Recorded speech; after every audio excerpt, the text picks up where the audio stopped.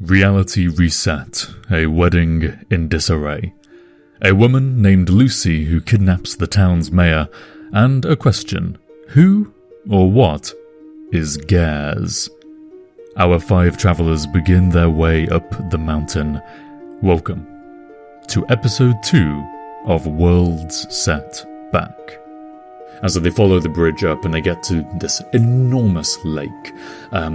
It's not on the surface level, it's very far down in the bottom of this crater at the top of the mountain. And the top of the mountain is above cloud level. And so the first thing, I can't remember who pointed it out, it might have been Liv, or maybe it was Ollie. They asked 2 fishermen who were there with incredibly long fishing rods. Oh yeah, they were fishing. And they were innocently fishing in this lake, which the ledge of the lake was 10 meters high or something. I mean, it was just hundreds of meters long line to get down into this crater to fish from the fish there. 100 meters, sorry, yeah. But they were still fishing anyway, somehow managing to catch fish because they had fish. Does this lake, does it ever dry out? No. How does it get restocked if the clouds are beneath it? Why isn't this lake dry by now? Good question. Who knows? And now we see the murderous side of our group. Well, at this point, it was mostly Jamie. I do want to shift the blame somewhat. It was at this point that I think my curiosity for whether or not we were in a Westworld kind of thing was starting to get to me a bit. Pretty certain that somehow we were in a simulation of some sort, be it a game or just a normal computer simulation or something. So naturally these 2 fishermen who were out on their own, and they were quite far apart if I remember correctly, we wanted to have a bit of an experiment. We? You? So you decided to go full on evil. We decided to test some theories. Someone, again, I think it was Jamie, had the bright idea to throw them off the ledge. Because, just to see what would happen, I guess. I kind of assumed they'd kind of walk back up to where they were, because these 2 fishermen on their own. So I gave one of them a shove into the lake, which was a long way down from what I remember. One of them, Ollie, kicked into the lake, and it was a very far drop, and they sort of got killed on impact, and then just sort of floated there for a bit.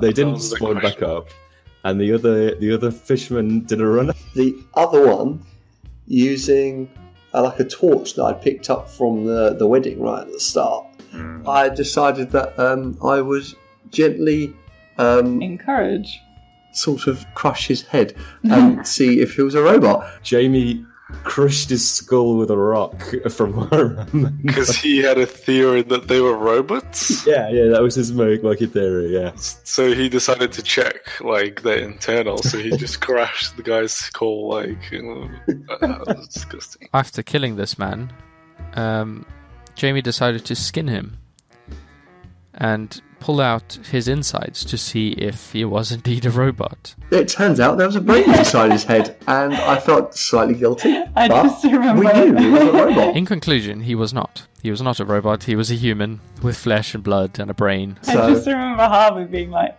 "No, there's just blood. There's just a lot of blood. There's blood." And what came out of it, Harvey? Okay, first strike, blood. Second strike, a bit of brain comes out. Third strike, his head caves in completely, and he's completely dead. Oh crap, they're not robots. I've just killed someone. Okay, well, hide the evidence. Push his body into the lake. And Liv points out that, those rivers through the town, they come out the mountainside, right? So there's a good chance that their bodies are just going to wash up in the town somewhere. Yeah, whoops. Oh well. At this point, Ollie's had enough. We've all completely forgotten about these strange... I've got an orb on my hand. What the hell is all this? Why haven't we kind of investigated what these things are? There were a few, meager attempts at trying to figure out what these were. I'd figured out my powers by then. Had anyone else figured out their powers? Oh, yes. Ollie, I think, already had. Yeah, I think I figured mine out pretty fast. In the wedding, I think, from what I remember. Because I tried to wrench it off my arm with my quarterstaff. I definitely made it activate in the wedding, but I didn't really do anything with it. and then I actually figured out what it was. Ollie started doing the noise-making thing. If I hit it 5 times, it would send out a shockwave kind of thing that would incapacitate anyone nearby. It was almost like a flashbang. Without the visual effect, it was just like a really loud noise, and it kind of hurt everyone's ears, including Ollie's. A really loud, discordant bell, horn, chime sound, which is just piercingly annoying. Vlad, with his weird black cube, decides to experiment. He touches it to himself. Nothing happens. He touches it to Ollie. Vlad worked out that he could touch people in the stomach and make them fall through the world. Ollie fell through the ground and disappeared. Like, literally, it just he turned into, like, a no-clip, basically, and disappeared through the ground. I've touched Ollie on the head, and you went like, wait, where did you touch him again? So I thought, like, alright, it's about where I touch someone. And then I started touching Ollie, like, on the shoulder, and then I think third try, I went, like, touch him on the chest. And you were like, oh, he falls through the ground. I was like, yes, I found my power. And then I just tested it out on Chris straight after that as well, just to make sure that it works. So I fall through the ground and, into darkness. And Vlad's laughing away and then does the same thing to Chris. Yes. I mean, that seems like Vlad. That was so funny. That was so funny. In Vlad's brilliant logic at the time, having been now quite excited by the fact that he discovered his power, he thought it was a really good idea to simply touch me as well, just so that Ollie wouldn't be alone wherever he was. So yeah, that happened to me. I fell through the ground. I'm looking forward to hearing what Vlad said about that particular turn of events in his version of this. Exactly. If I didn't do that with Chris, imagine Ollie just being there, like, all alone for the rest of the game. And I experienced the sensation of falling through nothingness for a long time. Jamie tries much of what Ollie and Vlad did, touching himself, touching someone else, touching various parts of his body. Nothing seems to do anything. Liv looks at the magical incantations all over her. Still no idea what they mean, it's entirely gibberish, doesn't understand any of it, weird symbols and characters, and she isn't really getting anywhere, and so I start to give her a bit of a hint. I say, well, the incantations, when you actually inspect them closely, they're very dull, very faint, it's almost like coffee stains on you. And then she says, oh, okay, so what happens when I trace along them? A rabbit pops into existence in front of you. Oh. I press it again. Another rabbit pops into existence. Immediately, Vlad, I touch my black thing to the rabbit's chest. Yep, the rabbit falls through the world. Vlad. Did Vlad? Oh, Vlad. Maybe he did. But, I mean, it wouldn't surprise me. Vlad just kept touching them, so of course they fell through the ground and disappeared. So, yeah, we had quite a destructive team. Why, oh why, did Vlad have to get that power? So, they're in a bit of a pickle. It's just Vlad, Liv and Jamie, and Ollie and Chris falling through the earth. I give them a bit longer, and Vlad, Liv and Jamie decide to start heading now towards the village on the other side of the lake. Just, their friends have disappeared, there's no sign that they're coming back anytime soon, they wait for a few minutes, nothing. They start heading to the other side of the lake. And then, as Jamie turns to say something to Vlad, whatever it was he said, like, maybe we should get, and then the reality shift happens again. The sun, which has got maybe to like 3 p.m. by the time that they're here, again jumps and is now directly vertically overhead, midday once more. The 2 fishermen, they notice, have returned and show no signs of any recollection. Well, I didn't realize that it was I who might have been causing it at that time, but like there was a shift between day and night again. I can't remember. There was like, because we saw the sun go back and somehow, and then the fisherman appeared as well, so I realized there was some sort of time loop, and I don't know, maybe we like went back in time again or something like that. I didn't really understand what was going on, but I just thought like, oh, maybe the game just restarted or something like that. Yeah. So Chris and Ollie at the exact same moment find themselves no longer falling, no longer in blackness. They are now instead sat in chairs in the wedding hall. The exact same chairs that they started in. Oh, fuck. We're all the way back here. Wasn't the king was still there, wasn't he, from what in the chair? The king and Miranda. Not their dead bodies.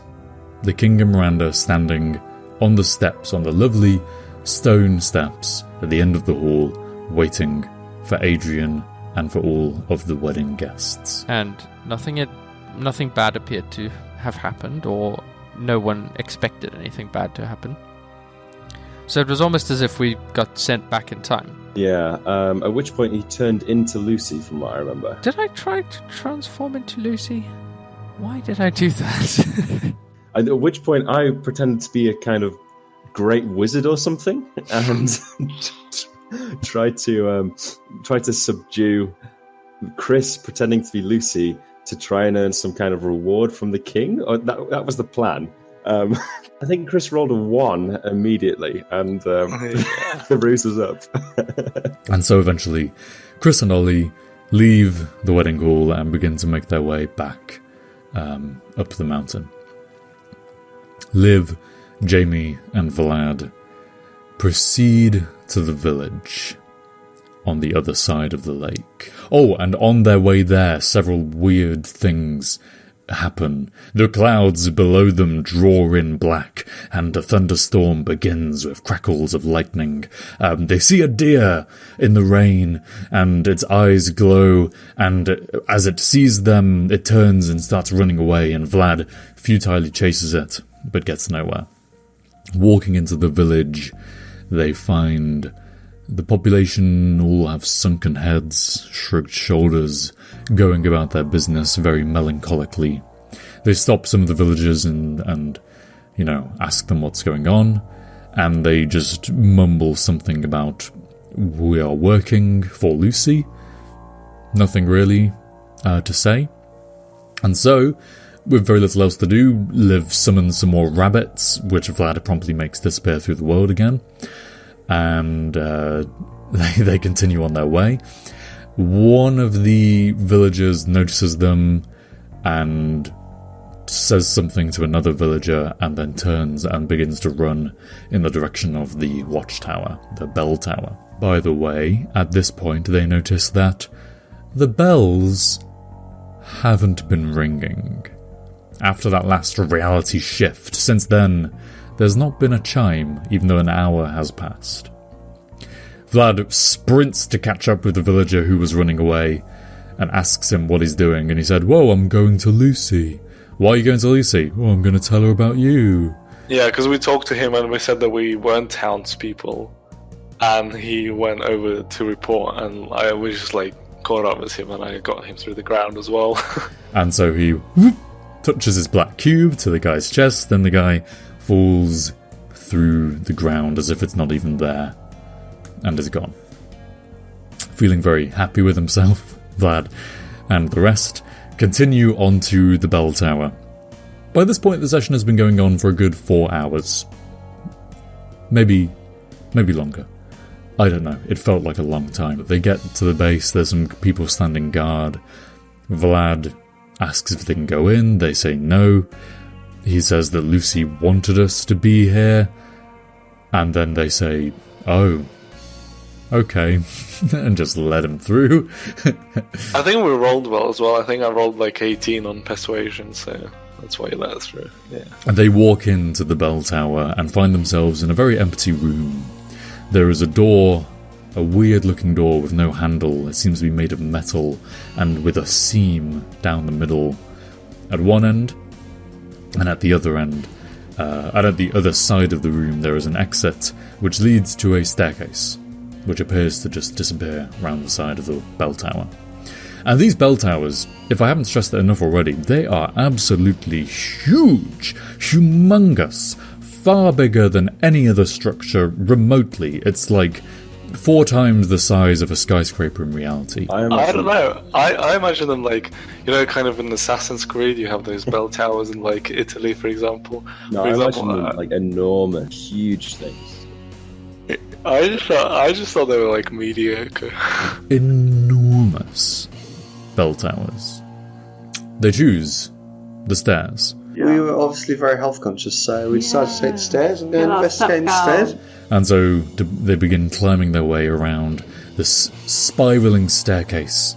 And they walk for what feels like a very long time, and yet before they know it, they're at the top. And the clouds and the entirety of Tropland is far below them. They look out on the horizon, they can see the other bell tower on the opposite side of the lake. Still no ringing of the bells. Oh, there was a bell right in the middle of the room. And there were ropes, but we couldn't tell where they went to. It broke after So what happened is, after I got the guy who was running to report on us, the world reset again, and then the bells stopped ringing, and when we got up we realized that it was broken. They got off the hinge. From what I remember, the rope that held the bell together didn't actually go anywhere, just wrapped around a pole, and that was it. They look around a little bit, and eventually Liv comes upon some markings scratched into the wall. Something along the lines of the bells, as long as the bells ring, the world is nice, it's really nice up here. But other than that, it might be time to take the true climb and make the true fall. I remember the end, you have to drop for something, and yeah, it was about the real drop or something like that, wasn't it? Yeah. Take the real drop. I can't remember exact, but I remember the idea behind the point. Yeah, the true climb and the true fall. True climb and the true fall. While the view up here is indeed lovely, it does make one imagine this perspective in reality. Picture how our world is dead, and how every day we lose more of our humanity. If it weren't for how pleasantly these birds tweet, and how the continual movement of these bells soothes all, it might be best to make the true climb, and take the true fall. That's exactly what you said, Liv. Not quite. Yeah, you got the main. The general gist of it maybe was that. It didn't make any sense at all, to be fair. Oh no! I thought someone has to jump down. So Jamie was about to jump down. Yeah, because that's what I thought, which I interpreted very badly later on. Well, I think at that point, Ollie was trying to subtly suggest one of us to just jump off the bell tower and die. I don't think he actually thought Ollie he would do anything. wasn't there, though. Yeah, Ollie wasn't there, but he was there. His disembodied voice was jump.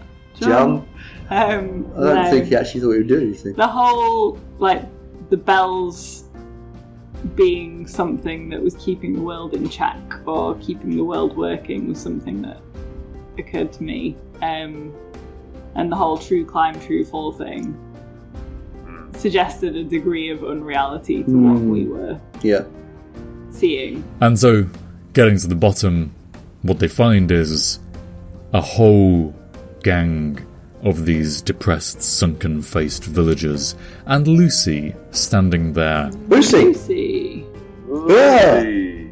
Lucy! Panic! Hello! I've been looking all over for you guys. You were at the wedding. I've been spending rather a lot of time with Adrian, and he's been telling me all sorts of things. And I really just can't wrap my head around some of it. It's like it comes in and then just escapes me. But there's one word that has stuck. Gares. I can't understand who or what Gares is, but that's what's stuck. And that name is infuriating me. And she seems to pause for a moment. Now, I have one question for you, which I'm still kind of wrapping my head around. Are you townspeople? And I think that resulted in a very small, very rapid discussion about whether or not we were townspeople. The players look at each other. Liv, Jamie, Vlad. I can't remember what we said. I think we said we were townspeople. No, we said we No. weren't. Oh, okay, so we weren't then. No, we're not. And Lucy goes, Oh, brilliant! I've been trying to find some more of you non-townspeople, and with that she grabs them by the throat. Somehow grabbing all three of them by the throat, despite possessing only two hands. Oh, you guys got kidnapped. Well, you would have got kidnapped too, but Lucy's third arm seemingly didn't work. Liv, in a mad panic, I press another one of my magic symbols. I mashed the random... Yeah, because she had us all by the throat, and then you mashed your runes, and you were suddenly knocked by the throat. Yeah, I moved, didn't I? Oh, you find yourself suddenly having shifted 1 meter to the side, and so you fall to the ground. Vlad, with his cube, I'm gonna just hit her in the chest, then she's gonna fall through the world. And I say, no. You hit her in the chest, and you notice, while you're being strangled by her, that her toes just dip slightly through the stone floor of the bell tower. But she doesn't fall. In fact, rather she begins to float, and she rises up in the air. Lucy says, fine, you two should be enough. Come with me. And with that, she disappears. And then she just took us to like a cave. Phase back into existence, and suddenly they're in an underground cavern, stalagmites and stalactites, and in the cavern, Lucy just drops them to the floor and floats over towards a cage. On the other side of the cavern is Adrian, the town mayor. Vlad immediately sprints towards Adrian. Yeah, and then I tried to I jumped onto Adrian, tried to hit his chest so that he escapes, kind of thing. Yeah, but Adrian was a bit more like, fuck off, no thank you. And sort of went back to the back of the cage. Black cube on his wrist, hand outstretched. Adrian, come here! Adrian shuffles his way backwards to the other side of the cage, out of reach. No, what are you doing? Why are you running at me? Yeah, he just ran away, Yeah. Vlad can't reach him. And so Lucy, you get back here, and grabs him again. So, I've been trying to get information out of Adrian here, but everything he says, it just goes into my head, and then it just seems I just can't comprehend anything he says. And so I'm going to ask you two, who is Gares? Jamie and Vlad look at each other. She tried at first to ask me some stuff. However, I tried to answer honestly, but my character had a certain limitation, or a strength, should we say, that I could only answer yes or no. So I answered yes or no to her questions, and it was really her fault because she didn't really answer the right questions. Well, whichever question she would have asked you, the answer would have been yes or no. Yeah. So then she got quite annoyed with me, and that's it. I was done. I was regarded as a fool. We're not really townspeople. We kind of are and aren't. We're like halfway in between. What? There's a halfway in between? There's a third option? From everything I've been interrogating Adrian about, it's just kind of seemed like you either are or aren't a townsperson. How are you halfway between? Adrian, can you verify this? Fucking hell, Lucy, let me out of this cage, goddammit. Be quiet. And tell me, is there a halfway between being a townsperson and not? No, there's no halfway between being a townsperson. What? Are you guys townspeople?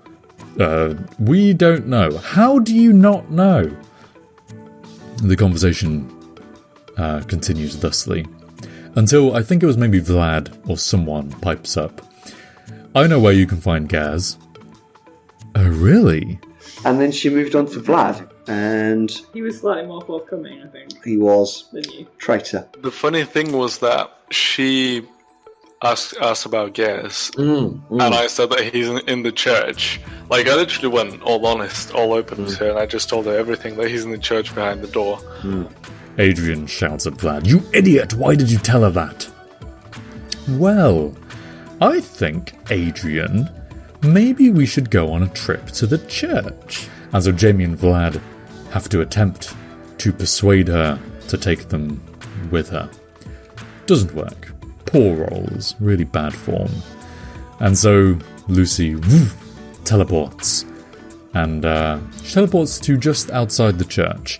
While all of this has been going on, Liv has got sick of having cups of tea with these depressed, boring villagers and has started the long trek back, heading towards the lake and towards the church. Chris and Ollie have basically reached the church, and so Liv has barely managed to say, "Oh my god, you two are alive!"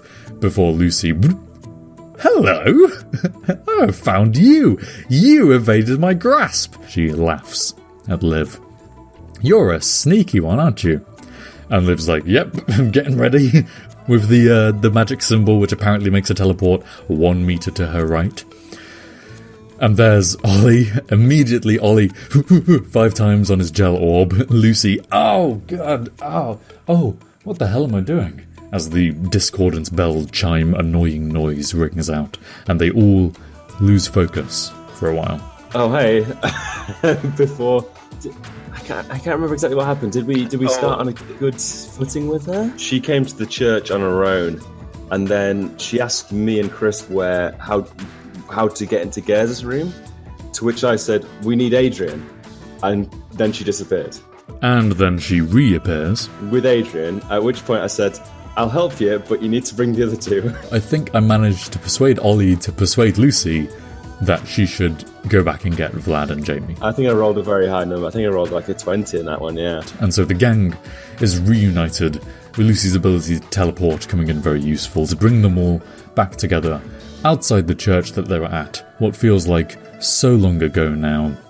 And the crowd of people attempting to get into this door to see Gaz all look around very shocked. Adrian is there, and when he sees Liv... Didn't Adrian notice that I had stuff on me, like runes? He sees the magical incantations across Liv's skin and says, "Wait, what the... Those... You..." And he lunged for it. Yeah, he jumps and... He lunges for Liv. Liv, backpedaling, pressing on her symbol.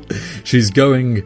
I think it was her left arm that I said that the particular symbol she found which made her teleport is there, and so she goes to press it, but Adrian just about lunges, and he's lunging for a very specific spot on her other arm.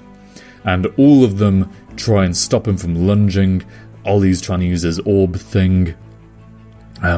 Lucy has seen what's going on, lunging forward, and they all just come together in a big heap right as Adrian manages to touch a specific set of magical incantations on Liv's arm. So Adrian managed to just do some random thing on her arm. And then Matt traced one of them. And with that, we wake up from the Matrix. Torn from their reality, suddenly awake and yet now surrounded by blackness. Certain suspicions are about to be confirmed.